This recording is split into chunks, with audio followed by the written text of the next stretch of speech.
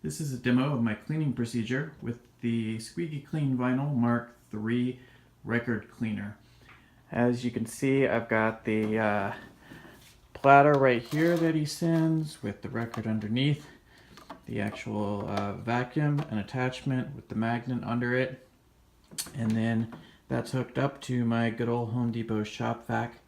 I actually put a little shim under and clamp it to the edge of my table because he says that the magnet is super strong, and it is very strong, but it's nice to have this just in place so that it doesn't accidentally become disconnected.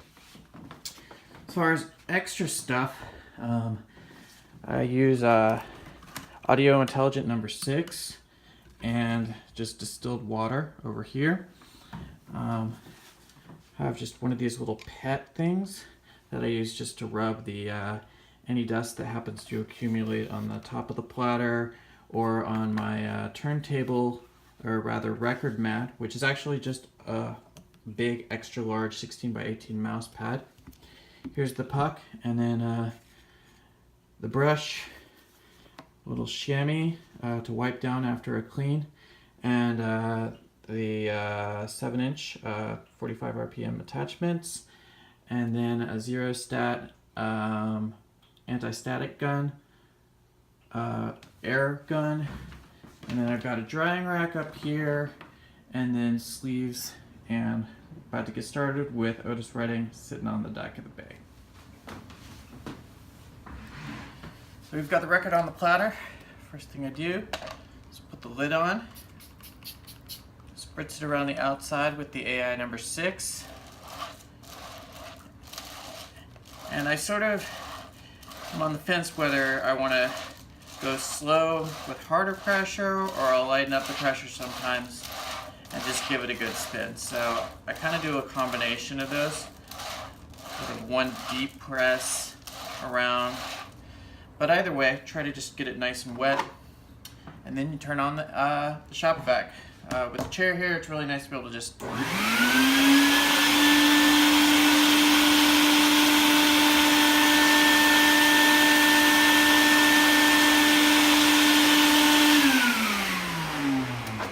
You don't really need to super vacuum after the cleaner because you're about to rinse it anyway.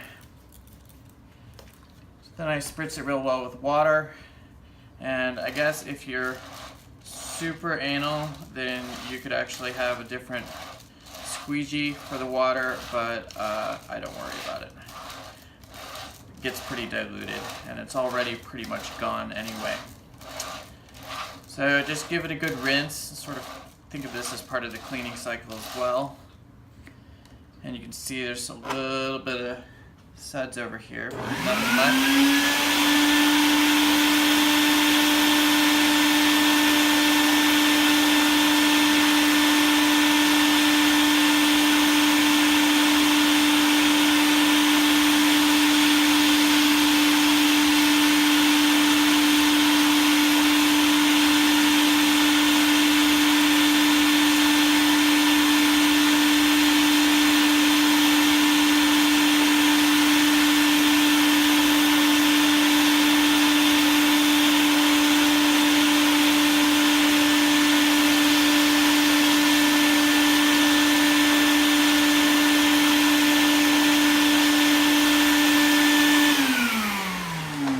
As you saw on the rinse cycle, I go a lot slower, make sure I'm getting all the water out. And the other bit of it is that it seems like if you put a nice amount of water on there, it actually comes off almost in one big sheet. The sort of water adheres to itself and it'll come up. So I go ahead and just sort of lay it on there. And then finally do the wipe clean with the chamois, and if you did it right and vacuumed it properly, you really won't even have any extra water around the label. So before I wrap up, I always take my Zero Stat Milty 3, or Milty Zero Stat 3, and give it a shoot with that, just in case the chamois got any static electricity on there.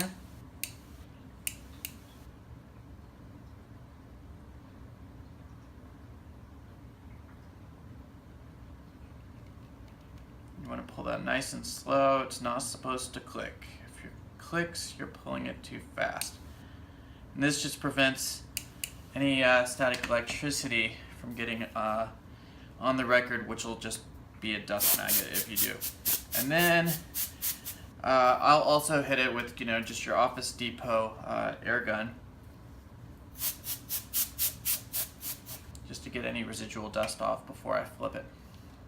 So one little bonus I'll throw in here is a tool that I've found really works wonders for making unplayable bargain bin records playable is the old Mr. Clean Magic Eraser. I'm not going to use it on this one because it's already in pretty good shape, but I had a couple of old 33s that were just not even worth putting on the platter, and I was worried about my needle.